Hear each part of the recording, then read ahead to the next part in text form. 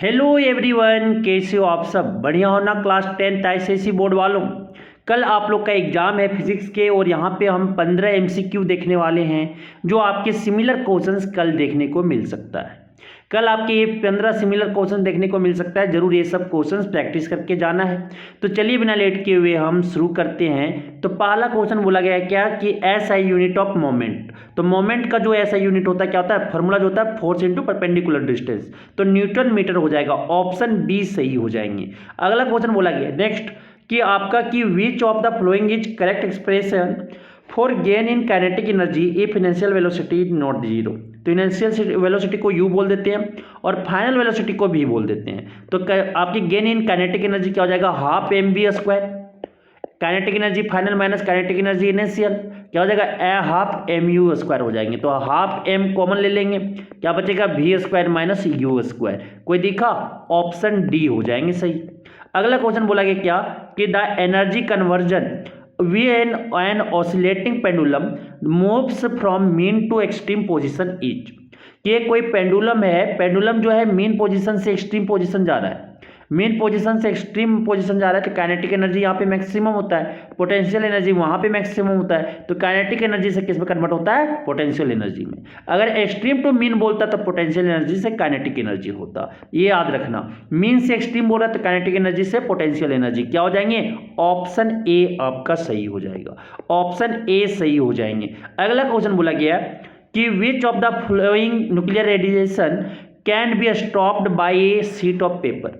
तो alpha particle के पेंटेशन power सबसे कम होते हैं, इसलिए इसको क्या कर सकते हैं कि स्टॉप कर सकते हैं एक पेपर के शीट से कवर करके। किसको? अल्फा को, अल्फा पार्टिकल। ऑप्शन ए सही हो जाएंगे। अगला क्वेश्चन बोला गया है कि when 7 spectral colours passes through a glass block from air then which one of the following statement is correct. तो एक ब्लॉक है, ब्लॉक में अगर 7 कलर्स अगर पास करवाए जाते हैं तो किसका जो यहाँ पे स्पीड ऑफ लाइट किसका सबसे ज़्यादा होगा? तो विबजियोर फ्लो करेगा भैया, विबजियोर। विबजियोर मतलब कि अगर लेफ्ट से राइट जाएंगे तो वेलोसिटी ऑफ लाइट जो है कलर को क्या होगा? इंक्रीज करेगा लेफ्ट टू राइट। और जो आपका डेविएशन है वो क्या करेंगे? डिक्रीज करेंगे। और जो क्या बोल सकते हैं वेवलेंथ जो है इंक्रीज करेगा, वेवलेंथ आपका इंक्रीज करेगा। तो यहां से देख लो ब्लू लाइट और आपका येलो लाइट, ब्लू लाइट का कम होगा कंपेयर टू येलो लाइट, ये स्टेटमेंट गलत हो गया। ग्रीन लाइट और आपका ऑरेंज लाइट, तो ग्रीन लाइट और ऑरेंज लाइट, ग्रीन लाइट का कम होगा कंपेयर टू ऑरेंज लाइट, ये भी गलत हो गया। वायलेट लाइट का जो स्पीड होगा वायलेट लाइट रेड लाइट से ज़्यादा होगा, गलत हो जाएगा क्योंकि रेड लाइट का ज़्यादा होगा कंपेयर टू वायलेट लाइट। तो ऑरेंज लाइट का ज़्यादा होगा कंपेयर टू इंडिगो लाइट। तो ये आपका सही है, ऑरेंज लाइट यहाँ पे इंक्रीज हो जाएगा, ज़्यादा होगा compare to indigo light. Option D सही हो जाएंगे। ऑप्शन डी सही हो जाएगा। अगला क्वेश्चन बोला गया next, question number 6। Question number 6 बोला गया क्या कि अगर आपका in which of the following diagram is the reflection not correct.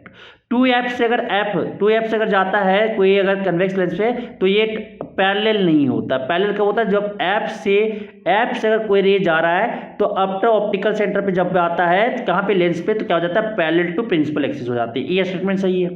अगर फोकस से पास करता है तो क्या करता है? कनकेव लेंस और रे को डाइवर्ज करता है, ये भी सही है। ऑप्टिकल सेंटर से पास हो रहा है तो ऑप्टिकल सेंटर से पास हो जाता है कोई भी लेंस हो, कनकेव हो या कन्वेक्स, ये भी आपका सही है। तो ऑप्शन ए जो हो जाएंगे, ए स्टेटमेंट गलत है। ए फिगर जो दिखाया गया वो रिफ्लेक्शन सही नहीं दिखाया गया। ऑप्शन ए यहाँ पे सही हो जाएंगे। अगला क्वेश्चन बोला गया क्या कि the ratio of wavelength of A to the आपके वेवलेंथ ऑफ बी क्या होंगे। तो यहाँ पे वेव फॉर्म कितना बना रहा है? आपकी 2 है। ये क्या आपका एक कंप्लीट वेव फॉर्म, एक कंप्लीट वेव फॉर्म और एक आधा, क्या हो जाएगा? ये 2.5 बना रहे हैं, 2.5 वेव फॉर्म बना रहे हैं। एक कितना वेव फॉर्म बना रहा है? एक।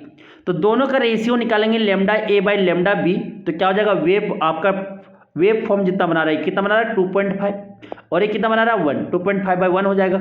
ए पॉइंट हटेगा तो क्या हो जाएगा? ये 0। तो 5 5 जा 25, 2 5 जा 10, क्या हो जाएगा? 5/2। क्या हो जाएंगे? 5/2 हो जाएंगे। ऑप्शन ए सही हो जाएगा। अगला क्वेश्चन बोला गया है क्या? अगला क्वेश्चन बोले गए हैं क्या कि graph shows I against V relation for 3 conductors A B and C. Choose the correct relation for the resistors of A B and C. A B C, तो देखो सर क्या करते हैं, वोल्टेज को एक जगह पे कांस्टेंट कर देते हैं। वोल्टेज आपका एक्स एक्सिस में दिया हुआ है और वाई एक्सिस में करंट दिया हुआ है, और रेजिस्टेंस बराबर क्या होता है, V by I, V by I होता है। तो यहाँ पे क्या कर रहे हैं, यहाँ पे जो है वोल्टेज को कांस्टेंट कर दे रहे हैं, और करंट आप ये क्या हो जाएगा, आई हो जाएगा, ये क्या हो जाएंगे, आई बी हो जाएगा, और ये क्या हो जाएगा, आई सी हो जाएंगे। तो आपके यहाँ पे देखो कि रेजिस्टेंस जो, अगर वोल्टेज को कांस्टेंट कर दिए तो रेजिस्टेंस जो हो जाएगा इन्वर्सली प्रोपोर्शनल टू करंट हो जाएगा। जिसका करंट ज़्यादा होगा उसका रेजिस्टेंस कम होंगे। मतलब यहाँ पे करंट आई ए जो है ज़्यादा है, आपकी आई बी से कम है, फिर आई सी उससे कम है, मतलब ज़्यादा है, सी से ज़्यादा है। करंट का जो आपका जो है इंक्रीजिंग ऑर्डर इस तरह से है। तो रेजिस्टेंस देखेंगे तो आर ए का सबसे कम हो जाएगा, आर बी का उससे का ज़्यादा हो जाएगा, और आर सी का उससे ज़्यादा होगा, क्योंकि रेसिप्रोकल है, रेसिप्रोकल है तो आर सी का ज़्यादा होगा कंपेयर टू आर बी से ज़्यादा होगा किसका, आर ए से ज़्यादा होगा। ऑप्शन डी सही हो जाएगा, ऑप्शन डी सही हो जाएगा, ऑप्शन डी। अगला क्वेश्चन बोला गया नेक्स्ट कि विच of the following is the correct colour code of the 3 wires lab, neutral and earth. तो लाइव को ब्रॉन्ज से करते हैं, न्यूट्रल को ब्लू से करते हैं, और अर्थ को येलो से करते हैं। ऑप्शन सी यहाँ पे करेक्ट हो जाएगा, ऑप्शन सी करेक्ट हो जाएगा। अगला क्वेश्चन बोला गया क्या कि व्हेन ए कंडक्टर कैरिंग आपके current is placed in a magnetic field perpendicular to it with the direction of force experienced can be found out using Fleming left hand rule. Fleming left hand rule क्या बोला भैया कि 3 उंगलियां लो, 3 उंगलियां लो, ठीक है, एक आपका इस तरह से, एक आपका मिडिल फिंगर इस तरह से, अंगूठा कुछ इस तरह से। तो आपकी मिडिल फिंगर में क्या हो जाएगा, मैग्नेटिक फील्ड, मैग्नेटिक फील्ड, और आपकी जो नीचे वाला ये आपका जो बीच वाली उंगली, मिडिल उंगली में क्या हो जाएगा, करंट, और जो फोर्स है भैया, फोर्स जो होगा वो क्या बताएगा, वो आपका थंब जो है फोर्स बताएगा। ठीक है, तो कौन बताया, फ्लेमिंग लेफ्ट हैंड रूल से, ऑप्शन बी हो जाएंगे करेक्ट। अगला क्वेश्चन बोला गया क्या, लेटेंट हीट ऑब्जर्व। तो लेटेंट हीट जो होता है इक्वल टू ml होता है, मास ऑफ सब्सटेंस इनटू आपका L जो होता है specific heat, latent heat of substance.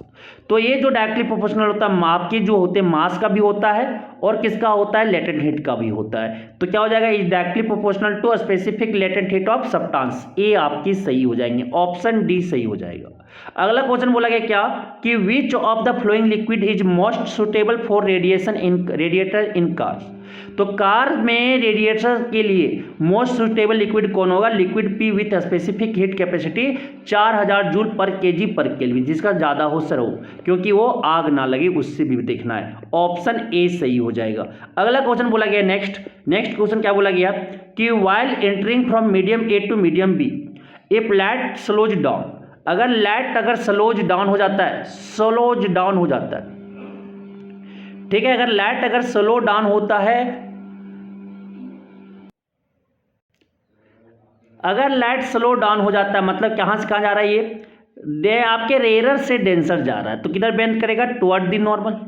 किधर बेंड करेगा, टुवर्ड द नॉर्मल, क्योंकि रेयर से डेंसर में लाइट स्लो हो जाता है, डेंसर से रेयर में लाइट फास्ट हो जाती है। तो एंगल आई जो यहाँ पे हो जाएगा एंगल आर से बड़ा हो जाएगा, एंगल आई जो हो जाएगा ग्रेटर देन एंगल आर हो जाएगा। एक कब होगा, जब डेंसर से रेयर जाएगा, स्पीड आपका लाइट जो है वो ज़्यादा फास्ट हो जाएगा उस केस में। तो angle i equal to greater than क्या हो जाएगा, एंगल आर। ऑप्शन सी सही हो जाएगा। अगला क्वेश्चन बोला गया नेक्स्ट क्वेश्चन 15 कि the phenomenon of light that causes the diamond to glitter. Diamond को चमक करने का जो लाइट का फेनोमेनन वो क्या है, टोटल इंटरनल रिफ्लेक्शन होने के कारण। टोटल इंटरनल रिफ्लेक्शन होने के कारण जो है वो आपका डायमंड जो करता है ग्लिटर करते हैं। ऑप्शन बी सही हो जाएंगे। तो ये 15 इंपॉर्टेंट क्वेश्चन जरूर करके जाएं, कल एग्जाम के लिए इंपॉर्टेंट हो सकता है। धन्यवाद।